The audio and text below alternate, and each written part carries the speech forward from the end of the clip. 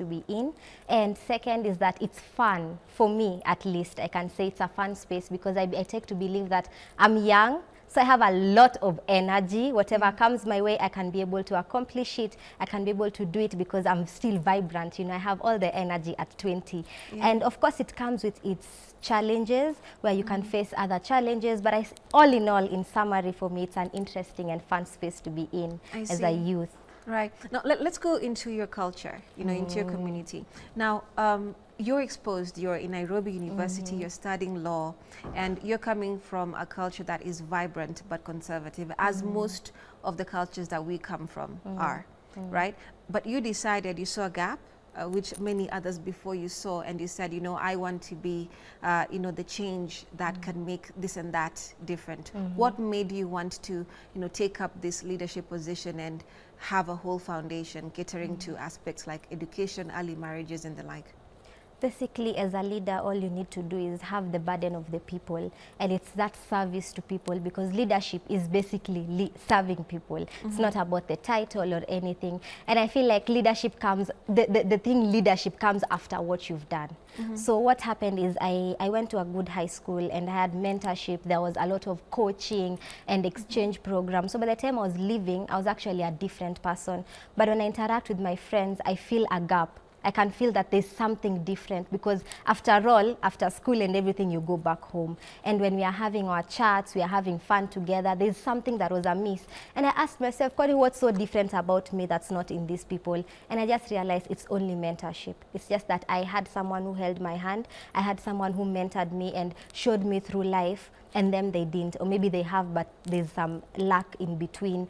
And as a leader, it's just giving that, bridging that gap, seeing where there is need for help and offering yourself to do it. And that's why we decided to start the Magal Foundation, have a club for ourselves where we can be able to offer mentorship to one another, have a platform for those, especially those who've already been mentored, bigger girls in the community who've been mentored and they've moved to higher spaces, coming back and giving back to the community, and having these young girls who have their dreams and their ambitions and their visions, and giving them that hope, holding their hand through that process. I see. You know, one of the things we spoke about last time was the mindset, because there are very many young women, like for example, looking at the angle of FGM, you said that most young women and their mothers are can get against it. You know, they can be made to understand that this is not rightful to happen, you know, for your child, and they will be okay with it. But then, you know, something happens and they're swayed and they go and, of course, practice this particular culture, you know. So how, what challenges have you faced in, of course, you know, having or empowering young women to have a cultural mind shift, especially when it comes to that perspective? So first of all, the first challenge that everyone can face is from within, asking myself that, am I really, you know, because especially I started when I was 18, and I was like, do I even have the grounds to start speaking in front of these people who are 60, 50, 40, and it was within me, there was that conflict, and I'm asking myself, will I really be able to speak to them? Yes, I know that yes, I have learned, I know what this means, I know, but this thing about experience where you're discriminated because you're young, and so it started with me, that conflict, and I was just sure, I was like, should I or should I not? But my mom encouraged me and told me, just start, just do it, because when you have knowledge, you have power. You can be 50 and you lack knowledge, then it means that one who's 18 and has knowledge has more power than you. And the biggest challenge that I have faced is when you speak to a woman who's older than you and they tell you to shut up because you don't know anything, you know.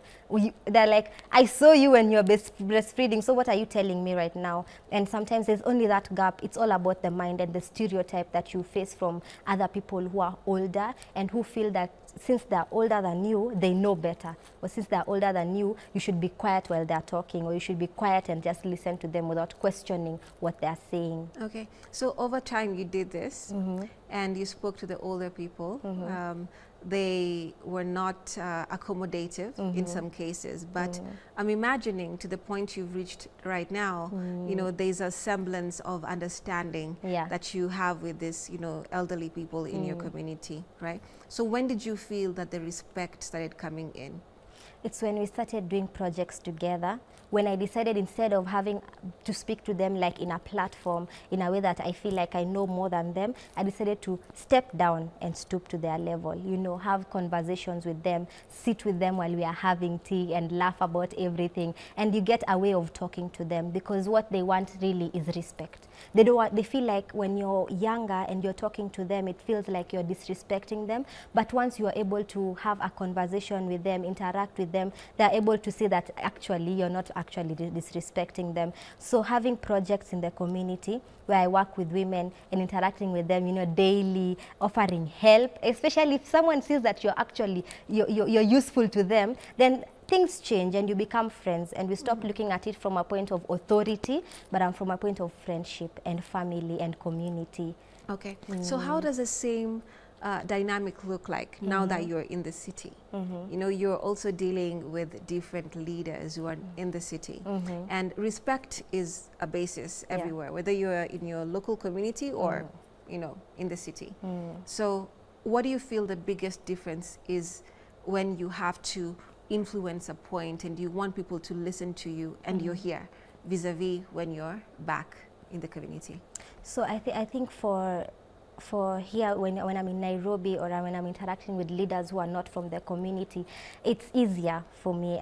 For the experiences that I have had, it's easier because they get to understand, especially if you interact with leaders who are willing to hold young people into leadership positions, leaders who are willing to pave way.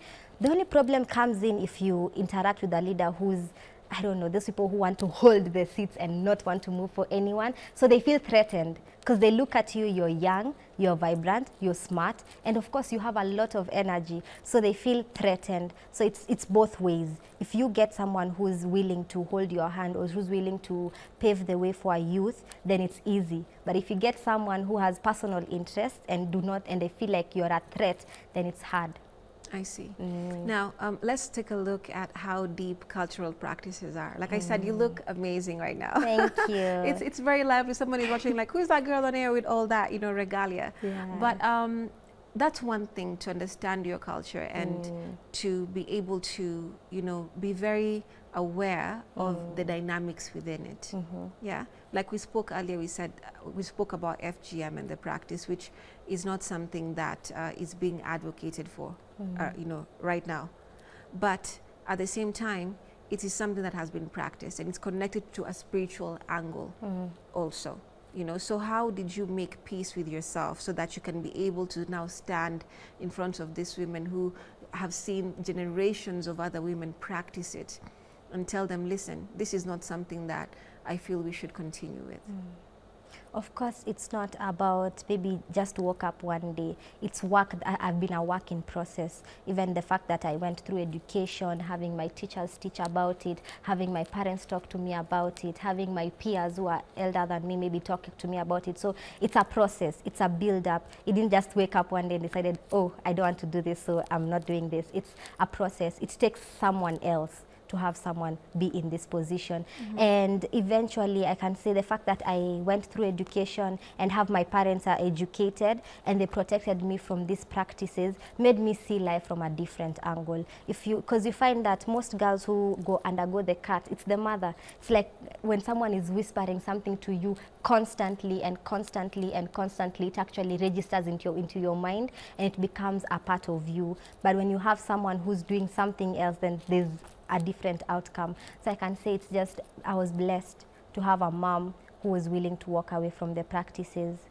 Okay. You know, there's this big fear, and I ask a lot of young people this, especially after the protests we've had. There's a fear that once you join a particular quote-unquote system, you see, there's nothing wrong with dreaming or aspiring. We are all here because we had a dream, we were motivated, we were mentored, and there's still so much more that a human being can do, especially when they're in the right, you know, environment. Now, that mentioned, there's always the perspective of she'll change or he'll change when he enters this environment. For example, Parliament, you know, one of the things people say like, akisha ingie uko, pesa ingie. We don't have this person anymore, right? So, for example, you're here tomorrow, you become a women rep. or a member of parliament, or even a senator, a judge, even the president for that matter, you know, what do you feel about your character and those real fears that some people may have, even if it's your parents, friends, and the like? What do you think about that perspective? Could you repeat that last? Well, basically, we're speaking about character here, and there's a fear that once any person, you know, joins a level of leadership in government, let's use government as an example, that their character changes because of quote-unquote vices that are seen more than, you know, the good parts. So there's a fear that someone's character gets swallowed in that particular environment. So Tamari may join, she becomes a woman rep, and then we all run a member of parliament, and all of a sudden we don't have our girl anymore. She's someone else. So how do you feel about such fears when someone tells you, "No, kibadilika Tamari, na vijana kwanga msana mzuri"? I believe people don't change. It's your true self that comes out. So if you find, if I'm to go to the parliament and you see I've changed, just know that I was putting up a show all along. If you find that I got into a space and I changed, I can be sure that that was just a show you're putting up. But if you're true to what you're doing, if your core values are actually, you're true, you know, you're not just pretending, or you're not just doing leadership because you saw, the NGO world has fame, it has this, so let me go there. But if you're doing it because you genuinely want to help the people, as a leader, you must have the burden of the people, where sometimes you don't even go through what these girls go through. For example, I have not been circumcised, I have not been forced to marry anyone, but there's someone who has, and I have to carry that burden for her because I want to serve her. So if that changes, it means that all along, maybe that's not what you wanted to do. You are looking for something else. But if your core values and the reason why you started, you know, the reason why you're serving people has to come from within. That means that even if money comes, even if fame comes, even if, I don't know, you get these privileges that come to you, they won't change. Because there's a reason why you started in the first place. There's a reason why you're doing what you're doing at the moment. Yeah. Okay. But we also do have, you know, the thin line. It's not per se that you've changed. It's you understand what I'm saying? Oh, yeah, I'm now getting what you're saying. You know, there's a thin line because success can look like many things to many people. Right now, you may be sitting here. Maybe there's a friend of yours that you have that would not be ready for you to sit there, and they think that you're changing. And leadership is most of the time a lot of isolation from people and things. You're doing projects, you're traveling, you're putting up things, you know. So what would you like to tell anyone out there who is considering leadership? What do they have to you know, sacrifice for that matter, for them to become or take up certain roles? I'd tell you that, first of all, just start. If it is in you, if you have the burden of the people, if you want to help your people, then what is stopping you? Don't think about maybe the obstacles that come with. Yes, they will come, but you just have to believe that when they come, you shall be able to face them. Because of course, in as much as we have leaders who have gotten into these positions and they have changed, we also have others who haven't. So it's not a fixed thing that you can say, if I become a women rep, I will change. No, it's not fixed that I will go and I'll decide, you know what, I got the money, so you guys, misi wajui, you know, mbaki na uko kando. But I believe it's inside. It's when you constantly work on yourself, because you said there's a thin line. Sometimes people go and lose themselves. You get all these pleasures and everything, and you even forget why you started, where you started from, and it just takes that constant working on yourself, constantly reminding yourself why you're doing what you're doing. And also it takes interacting with the community, because if you start as a leader and then you move and decide now you are not going to interact with them, we are human beings. You might even forget how it feels to be in the community. You might even forget why you started in the first place. So having that constant connection with the community constantly reminds you why you actually started doing what you're doing. So I call upon you to start. Like, what are you waiting for? You know, just do it. If it doesn't even have to be a leadership position or you have been appointed. Leadership starts with service, sindio? So si lazima you be appointed by someone, just start. There was a thing in our school, and you'd walk in the dining hall, it says, don't wait to be appointed, appoint yourself. I see. That's a powerful quote from a young person there. Right, so at the end of the day, what would you want to tell anyone who is in your community watching? There's so many young girls from your community who do amazing things to empower the young women there. What are the key things that you'd want to tell a female who wants to do this leadership thing? First, I'll speak to you, those who are young leaders, young women who started to give back to the communities. Tell us that you're doing a great job, that it's not in vain. You might not see the fruits of it right now, or you might feel like you're just throwing seeds into the field and you're not seeing any fruits maybe as of the moment. But I can tell you that you're doing something, that what you're doing is impacting someone. So keep going. Never give up about it. Just keep going. Okay. And when it comes to your parents, what kind of mentorship did they give you exactly for you to be this confident? And if someone cannot get that kind of encouragement and motivation from the people they are with, but they are, they really want to be leaders where they are, you know, what can they be able to do? You're in university right now, and there are very many young people who may not have the privileges that you do, or a community that is as strong as yours. What can they be able to do to gain that? It's to, first of all, you asked me what my parents did. It's words. Words are very powerful. And when you bring a project to the table, you say you want, it started with the music festival. I'd go and say, I want to do this poem or this drama. Can I present it to you? And the encouragement that comes with it. And I'd like to speak to those maybe who have families where they don't get that support. I'd like to tell you that it's not the end. It's just an obstacle, but do you know that your pain can be your success, and that can be something that you can use even in the future to help someone else. So plug yourself with people who are in the same, align with your values. For example, in the Girl Foundation, we provide mentorship for young girls. So if you have such organizations around you, then join these mentorship programs, because they pave way for you. You never know who you'll meet in these programs. You never know what about yourself that you will discover. So put yourself out there. But let's take a look at the financial, you know, challenge. Anything that you're doing, especially when it comes to empowerment, you need some capitation in some sort, right? So now, when you have a foundation, I'm sure now that's when you realize, hey, Kumbe County Assembly na kwanga pale. My woman rep is this, you know, my member of parliament is so and so. This is how they serve. This is what is in our community. This is what isn't. So how easy or hard has it been for you to move different agendas for your community, you know, using, or rather through the leaders? It's exactly how you said it. See, when I started, I thought, we just start and we start moving, and then you realize even for small programs like mentorship in high school, you need some money. You need either money for transport, or you need, maybe you want to give the girls a pen and a notebook, so you'll need facilitation for that. Even airtime for yourself to make all those calls. To make all those calls, you need to have something in the pocket, and that's where you get smart with it, because it's to use your confidence. So even when you approach these offices, I don't like to go like, nimetembea tu hapo nimejikunja, I'm looking so woye. I actually dress up for the occasion. You walk with confidence. You dress up for the occasion? You dress up for the occasion. Do you show up like this? Yes, I actually show up like this.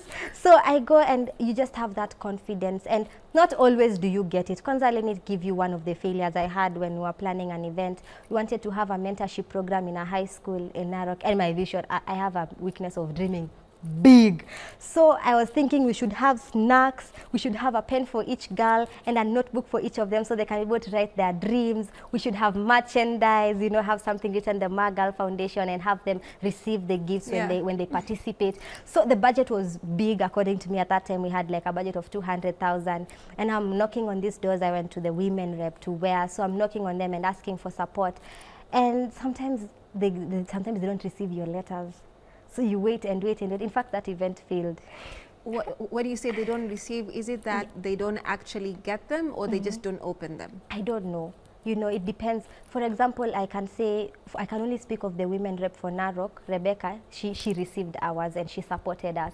But for other offices, you find you don't get any response back. So you never know what happened in between the letter, or you go to the office and you don't find the leader. So there's always two sides of the coin. There's at times where you get the opportunity to have your leaders support, and there are times you find leaders who want to support you but honestly have nothing in the kitty. In the counties that are facing short of funds, and there are very many projects, there are very many people approaching them. So you find sometimes you're not lucky, and you find maybe there's nothing they can offer. And at times you actually don't get any response. Wow. Yeah, so it's not easy, actually, not easy. So how did the event exactly flop? What happened? What were you able to do, and what were you not able to do? Imagine it went down the drain. Oh, it didn't happen at all. It didn't happen. So yeah, it didn't happen because there was a lot of things, and I think I had built a lot of castles in the air. So I decided, okay, let's put it aside and try to plan another one. And that's when we started planning for the International Day of the Girl Child, and decided, because I hate to have events. I want to have something that's impactful. I hate when we just get into a room and we walk out. It's better when girls come in, and when people are engaging in these conversations, they actually come out with something valuable for their lives. Okay. Yeah. So when it comes to issues being heard here, like when it comes to the county level, is it the specific angle of the issue, the weight of the issue, or what determines what subject will be heard faster than the other? I think also it's how you present your project. If your project looks that it can be impactful to the community, it's taken up so quickly. But if you present it in a way that looks, especially if it looks like something that's personal, or it looks like something that won't benefit the community, it's not taken up. But I don't have actually much to say on that, but I can only say that we just try. We just keep on trying. Okay. So let's take a look now at some of the key things that the girls say that they really want in the community, because most of the time one of the challenges is some leaders misread the room. You know, like you said, you wanted to take them pens and things just to make them feel, hey, like this is possible. You know, you can write your dreams down, look at me, I'm here. You know, this is possible for you. So what's usually the communication that you feel is the most from these girls? Like, what do they need? They need someone to hold their hand.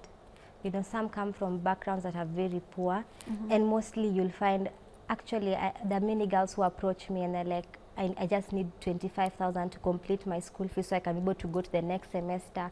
Others is just, some even just need facilitation for things like sanitary towels. Right. So the biggest thing that girls face is financial problems, honestly, and it's high time that we accept. We think that maybe we've gone, but there are girls who are actually missing some things due to the financial status at home. That's why you find some girls will opt to have a sponsor. So we call them sponsors. Yes, because life gets easier. So he buys you everything you need. He can even pay your school fees. So girls decide, let me just give myself up. So how are you usually practical when it comes to such situations? Because we always, most of the time, we promote the ideal, which is what is supposed to be happening in society. Now, one of the aspects of leadership is knowing this ideal or philosophical angle, but then there's the reality, right? Like you said, lack of school fees, the backgrounds of some of these individuals. It's not always the best. So for them, whatever they do that may be seen as a vice is very justified. You know, so if they have a sponsor,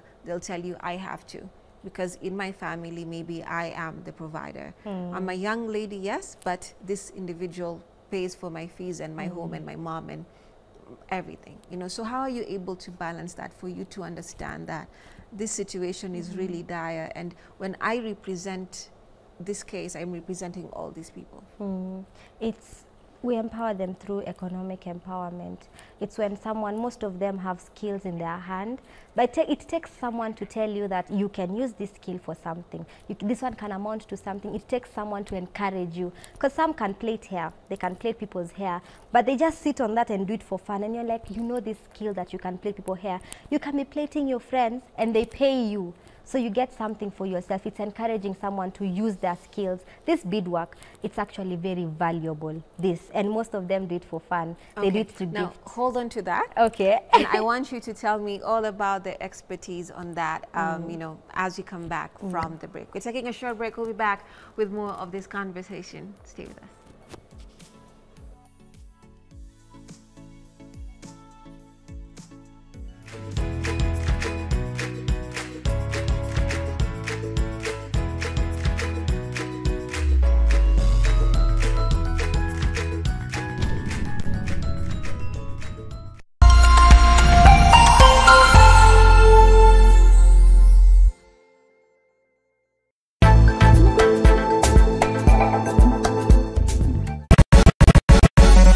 it's a Saturday, there's only one entertainment show in East and Central Africa. Arena 254.